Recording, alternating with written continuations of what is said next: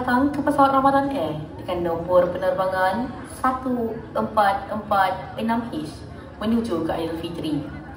Sesuai dengan peraturan Al-Quran, kami ingin menyampaikan informasi penting untuk semua penumpang. Di atas permukaan dahaga dan kelaparan, sila pakai tali pinggang puasa, tegakkan pelaksanaan solat, tutupkan pintu dosa di depan anda dan buka penutup tingkap dengan amal dan takwa. Pesawat ini mempunyai 3 pintu kecemasan. Pintu pahala ada di depan anda, pintu keampunan ada di tengah anda, dan pintu kebajikan ada di belakang anda. Di atas sebab-sebab keselamatan, diharap anda tidak mengaktifkan segala jenis propaganda dan rasa iri hati di dalamnya. Penerbangan ini dilarang segala perselisihan.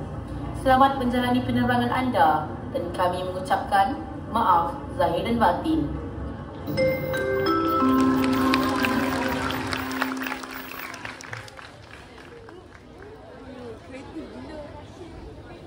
Allah, Allah, Allah, Allah.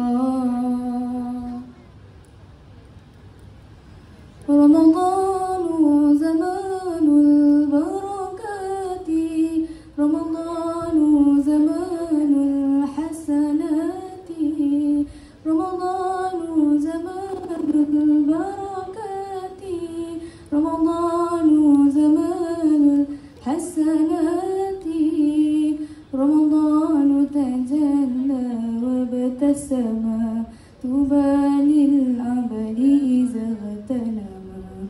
Ramadanu tajalla wa batasama, tuba lil abadi iza ghatanama. Allah